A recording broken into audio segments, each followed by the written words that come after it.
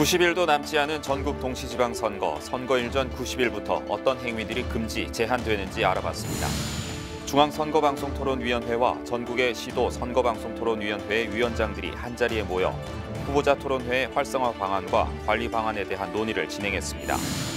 객관적이고 신뢰도 높은 선거 여론조사 결과를 유권자들에게 제공하기 위해 선거 여론조사 기관과 지역 언론사 그리고 정당 관계자 등을 대상으로 선거 여론조사 설명회가 개최됐습니다. 중앙선거관리위원회 소관 비영리 법인으로 등록된 한국정당학회가 70년간의 정당 제도에 대해 되돌아보는 학술회의 자리를 마련해 눈길을 끌었습니다.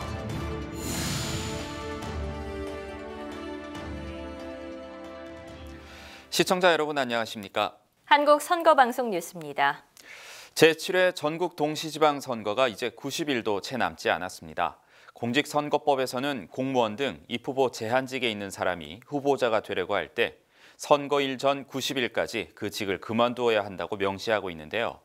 이와 더불어 선거일 전 90일부터 어떤 행위들이 금지 제한되는지 알아보겠습니다. 리포트로 확인하시죠. 6월 13일에 실시되는 제7회 전국 동시지방선거가 지난 3월 15일 90일 앞으로 다가온 가운데 후보자와 관련된 다양한 행위들이 금지 제한됩니다. 공직선거법에서는 후보자 간의 균등한 선거운동 기회 제공과 불법 선거 근절을 위해 각 시기별로 선거에 영향을 미치는 행위를 금지 제한하고 있습니다. 우선 선거일 전 90일인 3월 15일부터는 후보자와 관련된 출판 기념회 및 의정 보고회를 개최할 수 없습니다. 누구든지 후보자와 관련이 있는 저서의 출판 기념회를 개최할 수 없으며 국회의원, 지방의원은 집회, 보고서, 전화, 인사말을 통한 의정활동 보고를 할 수 없게 됩니다. 대신 인터넷 홈페이지 또는 게시판, 전자우편, 문자메시지를 통한 의정활동 보고는 가능합니다. 또한 후보자의 이름의 광고 또는 후보자의 광고 출연이 제한됩니다. 공직선거법이 규정한 방법 이외에 정당, 후보자가 되려는 사람의 명의를 나타내는 광고를 비롯해 후보자의 방송, 신문, 잡지 등 미디어의 광고 출연이 금지됩니다. 이와 별도로 공무원, 정부투자기관, 지방공사, 지방공단의 상근 임원, 공직선거관리규칙이 정한 언론인 등은 이번 지방선거에 출마하려면 3월 15일까지, 비례대표 지방의원 선거 또는 국회의원 재보궐선거에 입후보하거나 국회의원이 지방자치단체장에 출마할 경우에는 5월 14일까지 사직을 해야 합니다. 선거사무 관계자가 되고자 하는 주민자치위원, 통리반장 등 역시 3월 15일까지 그 직을 그만둬야 합니다. 한편 중앙선관위는 시기에 따른 제한금지 사항을 적극 홍보하여 법에 대한 무지로 정당, 후보자 또는 유권자가 해당 사항을 위반하는 사례가 없도록 노력하겠다고 밝혔습니다. 선거 과정에서 후보자의 공약과 정책을 확인할 수 있는 또 다른 방법은 바로 후보자 토론회인데요. 중앙선거방송토론위원회와 전국의 시도 선거방송토론위원회 위원장들이 한자리에 모여 후보자 토론회 활성화 방안과 관리 방안에 대한 논의를 진행했습니다. 회의 모습 영상으로 확인해 보시죠. 중앙선거방송토론위원회 위원장과 상임위원, 전국 시도 선거방송토론위원회 위원장들이 한자리에 모였습니다. 제7회 전국 동시지방선거를 앞두고 후보자 토론회를 활성화하기 위한 방안을 논의하기 위해서입니다. 이날 회의에서 중앙선거방송토론위원회 최은수 위원장은 민주주의에 꽂힌 선거를 꽃피우기 위해서는 성숙한 토론 문화가 밑거름되어야 한다며 후보자 토론회 활성화를 위한 노력을 당부하는 입장 발표로 회의의 문을 열었습니다. 이번 지방선거의 후보자 토론회를 성공적으로 관리하여 정책 선거 풍토를 정착시키고 나아가 우리 사회의 소통과 화합의 장을 마련하는 초석이 되기를 기대합니다. 이를 위해서 몇 가지 여러분께 간곡히 당부의 말씀을 드리고자 합니다. 먼저 후보자 토론회를 관리함에 있어서 중립성과 공정성을 견지하고 토론회와 관련되는 법정 절차 사무에 대해서는 한 채 흠도 없이 완벽하게 관리하여 주시기 바랍니다. 이어 중앙토론위원회 사무국장의 관리 방침에 대한 안내가 이어졌고 전국 동시지방선거와 관련된 현안에 대한 토의가 이어졌습니다. 또한 이날 위원장 회의에서는 JTBC 안나경 아나운서를 중앙선거방송토론위원회의 명예위원으로 위촉하고 위촉장을 전달했습니다. 저에게 뜻깊은 일을 할 수 있게 기회를 주신 것에 대해서 굉장히 영광으로 생각하고 감사하게 생각을 합니다. 한편 중앙선거방송토론위원회는 공직선거법 제8조 7에 근거하여 상설위원회로 설치돼 운영되고 있으며 선거 관련 토론회를 비롯해 민주적 토론 문화 활성화를 위해 노력하고 있습니다. 공정한 선거 여론조사 그리고 정확한 보도, 이 두 가지는 선거 결과를 좌우할 수 있을 만큼 중요한 요소인데요. 객관적이고 신뢰도 높은 선거 여론조사 결과를 유권자들에게 제공하기 위해 선거 여론조사 기관과 지역 언론사 그리고 정당 관계자 등을 대상으로 선거 여론조사 설명회를 개최했습니다. 올바른 선거 여론조사와 보도 문화 정착을 위해 시행된 설명회 그 현장을 화면으로 담았습니다. 선거 여론조사는 단순히 국민의 표심을 보여주는 것은 물론 어떤 결과를 나타내느냐에 따라 여론을 주도하고 선거 결과에 영향을 미치기도 합니다. 제7회 전국 동시지방선거의 예비후보자 등록이 순차적으로 진행됨에 따라 선거 여론조사 역시 본격적으로 실시되고 있습니다.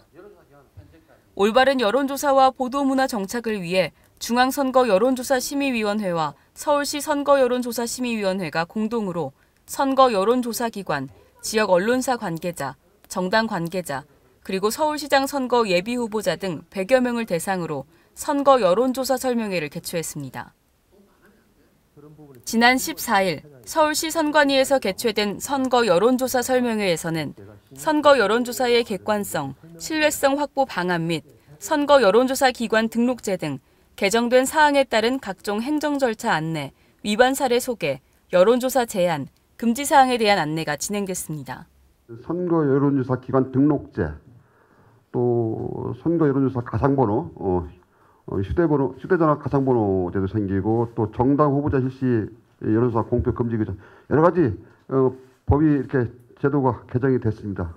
저희 여심위에서도 이번 지방선거 앞두고 법 개정 취지에 맞게 위법 방해가 없도록 즉 국민으로부터 선거 여론조사가 더 이상 이렇게 불신을 받지 않도록 각종 예방 활동을 이렇게 하고 있습니다.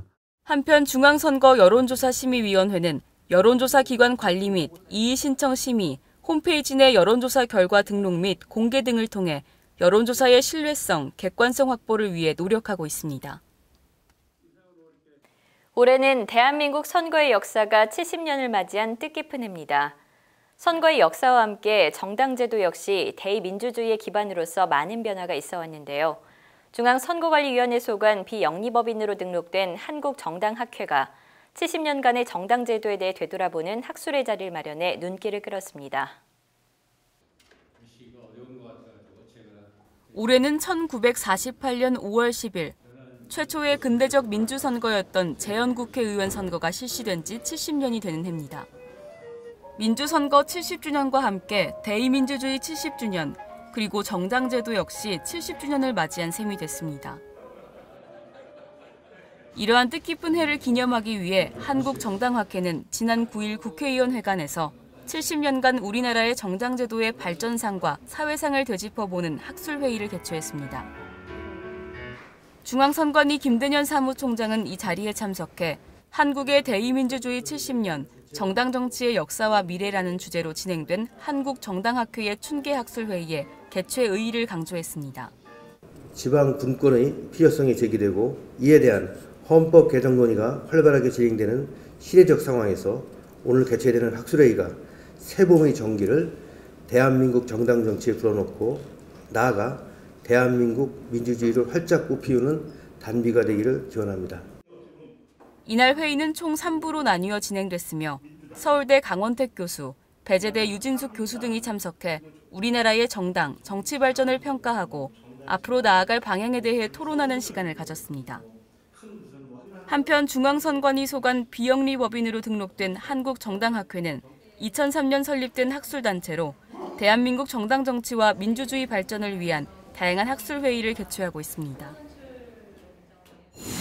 6월 실시되는 전국 동시지방선거에서 헌법 개정안에 대한 국민투표가 함께 이뤄질 것인지에 대한 논의가 이어지고 있는 가운데 지난 12일 중앙선거관리위원회 김대년 사무총장과 한국헌법학회 고문현 회장의 접견이 이뤄졌습니다.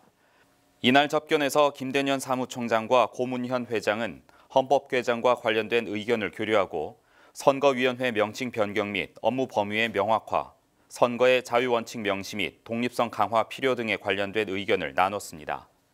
한국헌법학회 제24대 신임 임원진이 함께 배석한 가운데 진행된 접견에서 중앙선관위는 한국헌법학회와 적극적인 학술 교류 및 업무 협조 등의 추진을 약속했습니다.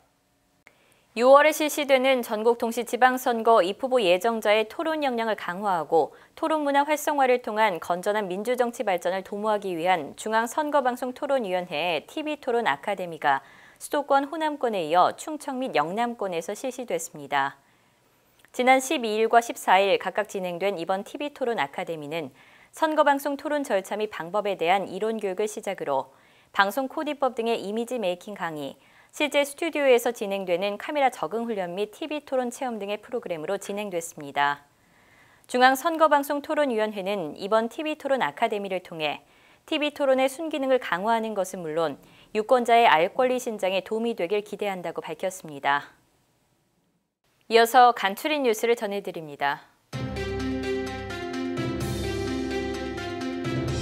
2016년 4월에 실시되었던 제20대 국회의원 선거의 후보자 추천 관련 금품 수수 행위를 신고한 제보자 A씨에게 지급한 신고 포상금 2억 원과 함께 6천만 원의 포상금을 추가로 지급한다고 중앙선거관리위원회가 밝혔습니다.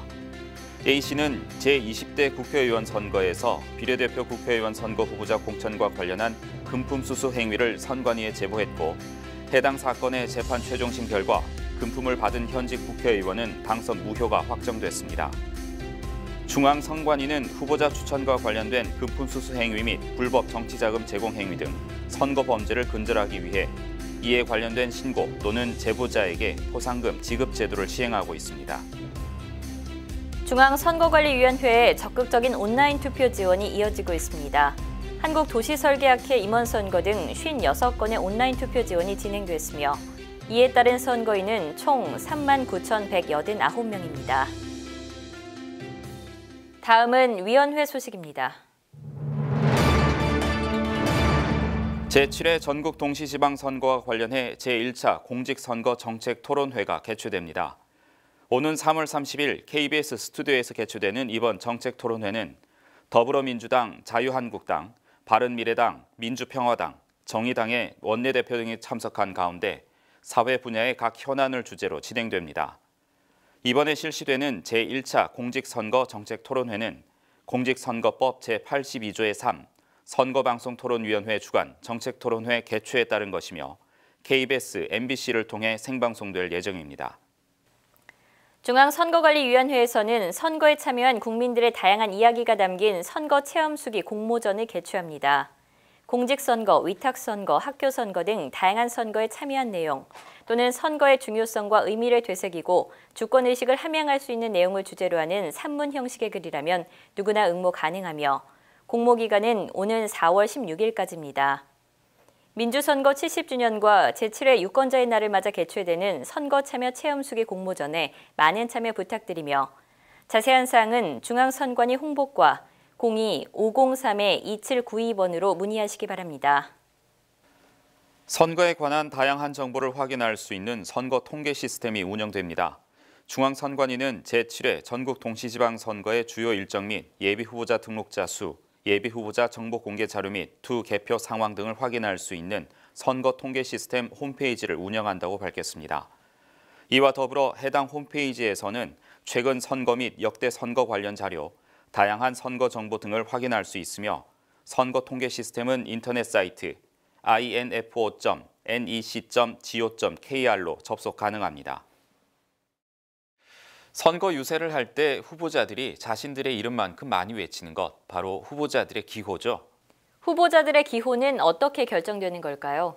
오늘 선거 상식에서는 기호 결정에 대해 자세히 알아봅니다. 장현재 아나운서입니다. 선거에 출마한 많은 후보 중 내가 뽑을 후보자, 어떻게 기억하시나요? 후보자의 이름, 정당명, 선거운동에 사용한 색깔, 그리고 기호 등 후보자를 나타내는 수단은 생각보다 많은데요. 그중 가장 많이 후보자들이 선거운동에 사용하는 것은 바로 기호이지 않을까 생각됩니다.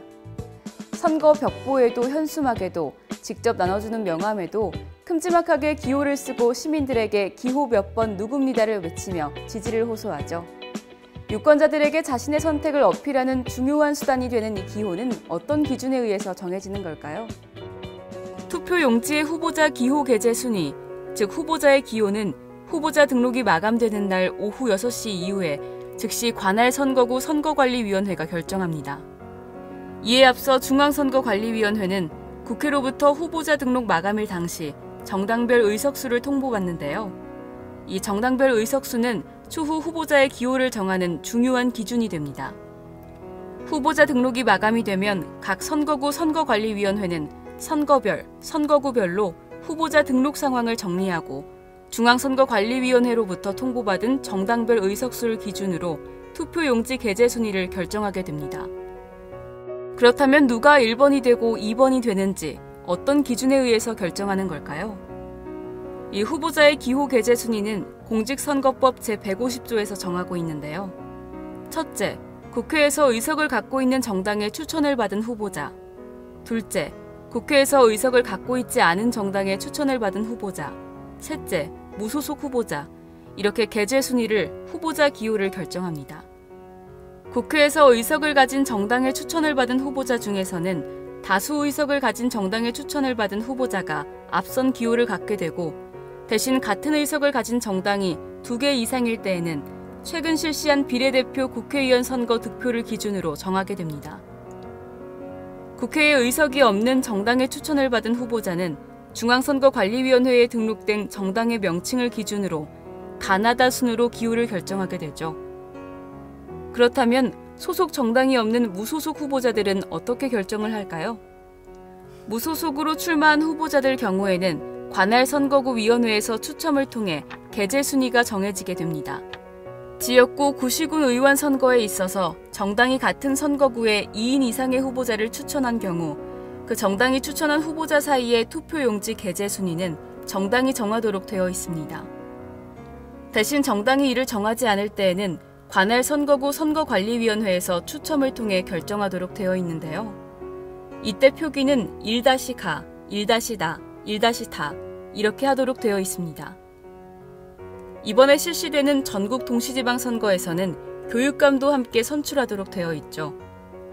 교육감 선거의 투표용지는 다른 선거의 투표용지들과 조금 다른데요. 다른 선거의 투표용지들이 세로의 형태를 하고 있는 반면 교육감 선거의 투표용지는 가로로 되어 있으며 후보자의 기호도 빠져 있는데요.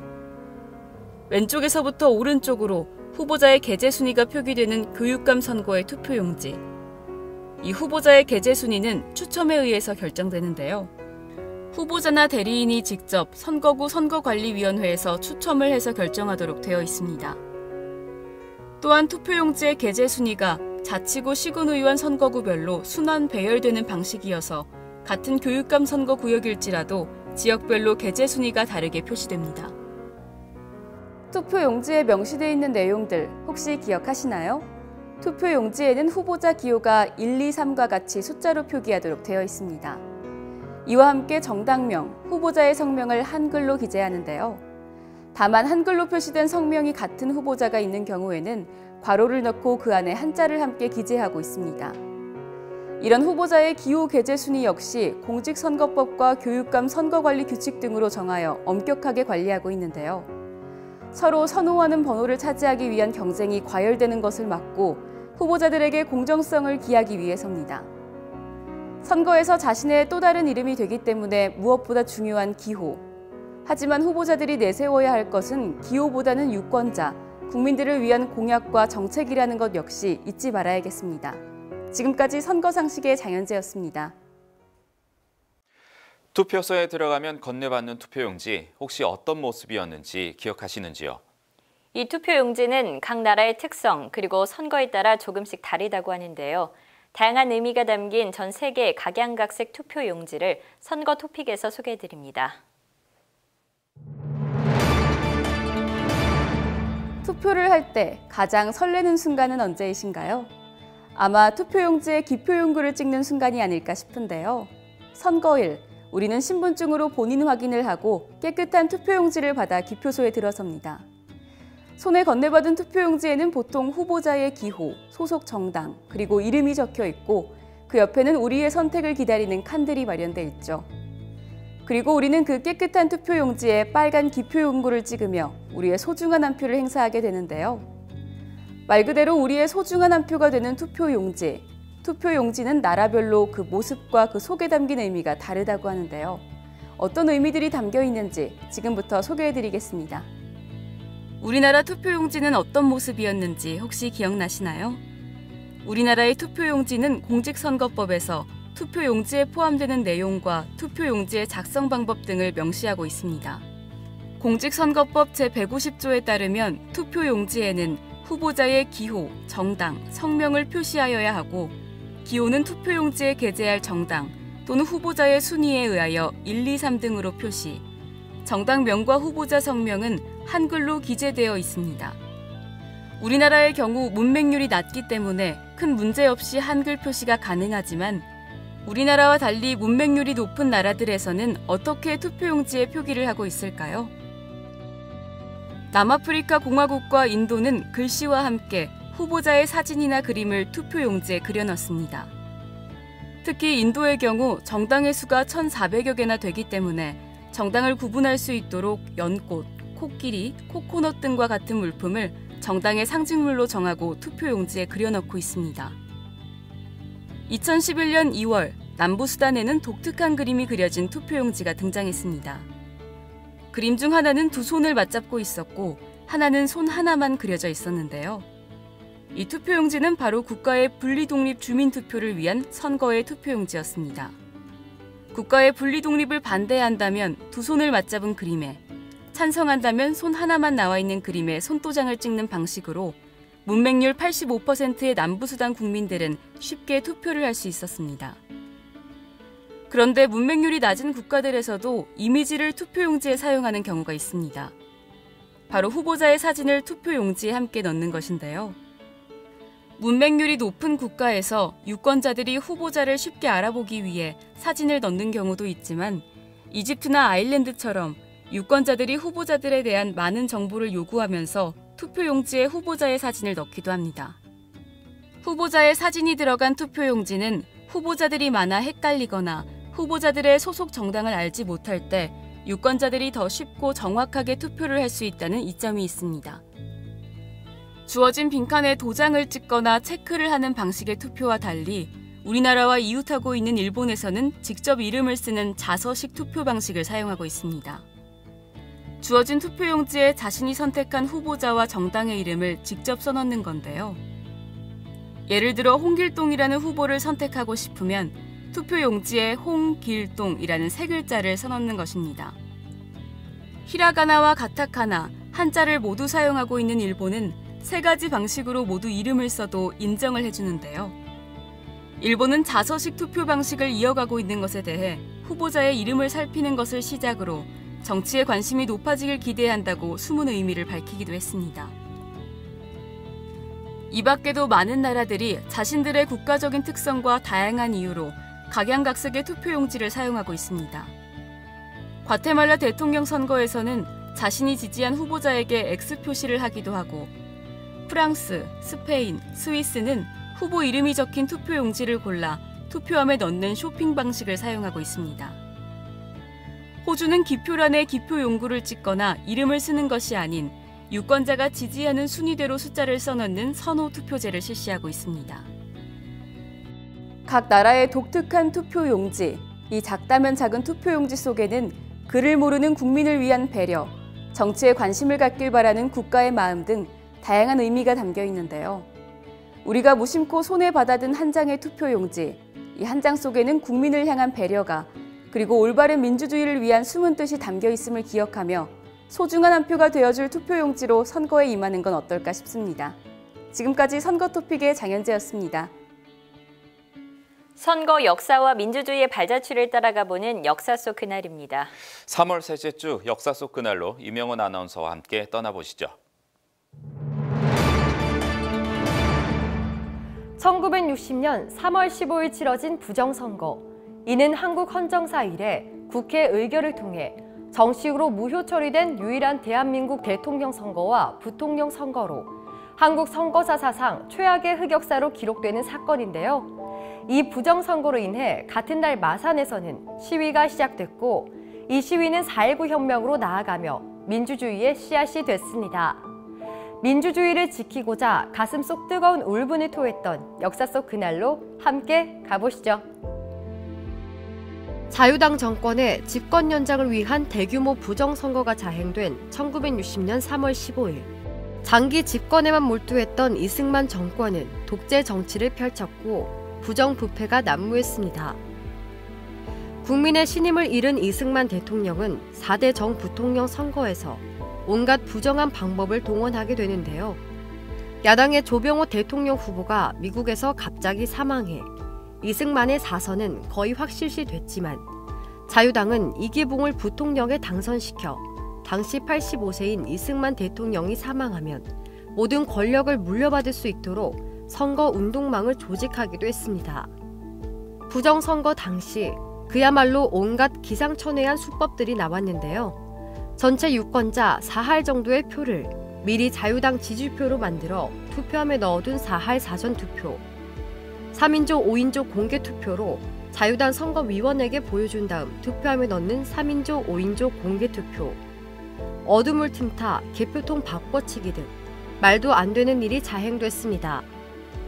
선거 결과 당연히 이승만과 이기붕이 당선되었는데 문제는 선거 조작을 너무 열성적으로 한 나머지 이기붕의 득표율이 115%에 육박하는 사태가 발생했고 이를 적당히 줄여 이승만 80%, 이기붕 70%로 줄여서 발표하는 웃지 못할 해프닝도 있었습니다.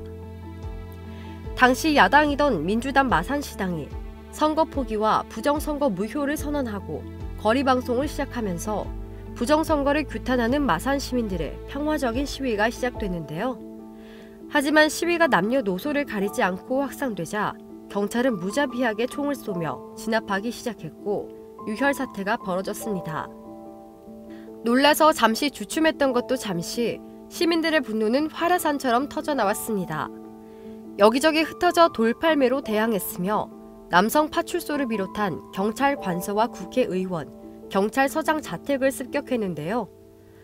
전열을 정비한 경찰은 시위대를 향해 무차별 총을 난사하기 시작했고 시위대는 삽시간에 기세가 약해졌고 경찰은 손전등을 비추며 골목골목을 샅샅이 뒤져 미처 피하지 못한 사람들을 가차없이 연행했습니다. 밤 11시 30분 9명이 죽고 80여 명이 중상을 당했으며 다수의 시민과 학생들이 검거, 감금되었습니다. 그리고 이튿날 자유당 정권은 공산당이 마산 시위를 사주했다고 발표했지만 4월 11일 시위 당시 행방불명됐던 김주열 열사가 오른쪽 눈에 최루탄이 박힌 참혹한 주검으로 마산 중앙부두에서 발견되자 마산 시민들의 분노는 극에 달했는데요. 경찰의 만행을 규탄하는 2차 시위는 전국적으로 번졌고 이는 4.19 혁명으로까지 이어지며 이승만 대통령과 자유당 정권을 무너뜨리는 계기가 됐습니다. 이러한 역사적 배경과 3.15 부정선거에 대한 반성은 공명선거의 필요성을 확산시켰으며 종래 선거사무는 행정기관에 설치된 선거위원회가 관장하였으나 독립성과 공정성 확보가 어렵다는 인식하에 제3공화국 제5차 개정헌법의 근거를 두고 1963년 헌법상 독립기구인 중앙선거관리위원회가 창설하여 오늘에 이르고 있습니다. 정권의 무력에도 굴하지 않고 민주주의 회복을 위해 시위에 참여했던 수많은 마산 시민들이 있었기에 오늘의 민주주의가 있는 건 아닐까요?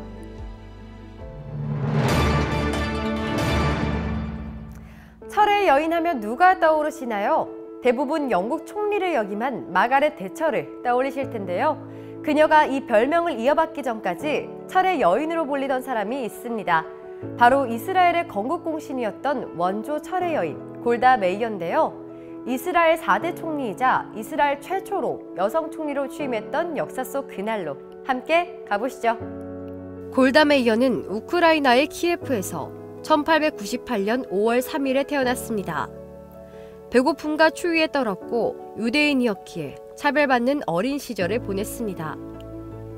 이런 환경에서 벗어나기 위해 그녀와 가족들은 1906년에 미국 위스콘신주 밀워키로 이민을 갔으며 골다 메이어는 가난한 형편에 스스로 돈을 벌며 학교를 다녀야 했습니다.